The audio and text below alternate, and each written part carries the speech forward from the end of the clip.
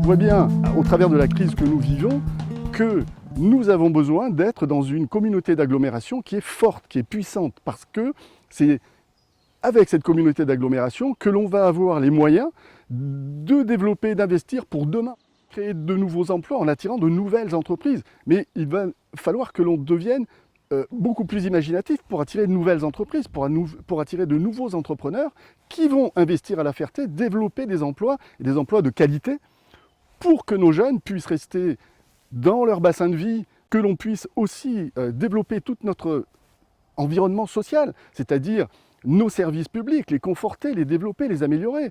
Pour nos seniors, il y a énormément de choses à faire. Améliorer toute la voirie, etc., qui aujourd'hui en a largement besoin. Et bien tout ça, on va pouvoir le faire, d'une part en s'appuyant sur la puissance de la communauté d'agglomération dont nous sommes membres, et d'autre part avec une équipe municipale, avec une équipe performante, imaginative, innovante.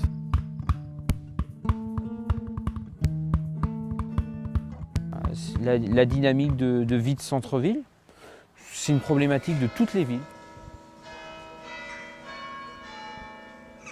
La boutique Tess, il y avait aussi l'idée de boutique éphémère, des choses qui sont là pendant quelques mois et puis ça bouge.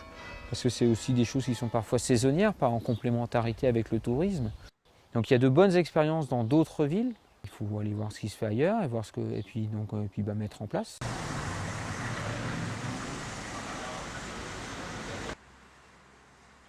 La Ferté-Macé n'est pas une île non plus. On est sur un territoire. Il y a les gens qui travaillent sur la Ferté-Macé, ils viennent des communes environnantes. Il y a des gens qui vivent à la Ferté-Macé qui vont travailler dans les communes environnantes. Il y a des échanges tout le temps, on n'est pas en autarcie. On est dans une intercommunalité, il y a 42 communes autour. L'intercommunalité, on est dedans, c'est pas quelque chose au-dessus, c'est pas descendant. On a 7 sièges dans l'intercommunalité, on est là à faire les décisions. Et les projets que l'on va porter, quand c'est une nécessité de compétences communautaires, ce sera fait avec l'intercommunalité, avec les autres communes de l'agglo, en concertation avec les autres communes. Aujourd'hui, il y a des projets qui démarrent. Dans la vie publique, c'est pas tout à fait comme dans les entreprises privées, on peut décider en 6 mois. Il y a des règles de gestion financière. Alors certains vont dire que c'est de la lenteur administrative. C'est une certaine rigueur, c'est une rigueur aussi au niveau des finances. Je ne vois pas l'intérêt de sortir de l'intercommunalité.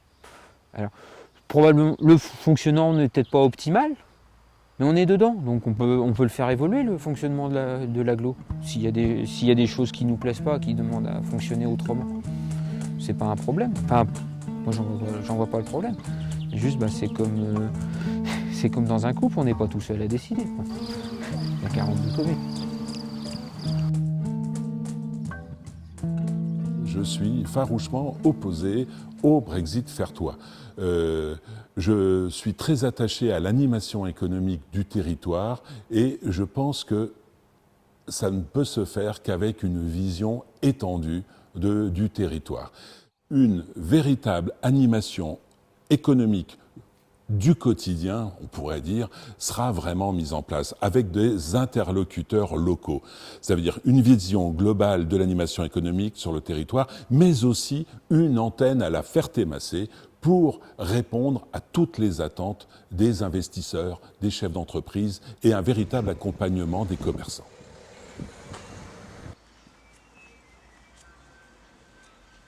Vous me connaissez, je suis quelqu'un de terrain, d'expérimenté et de déterminé.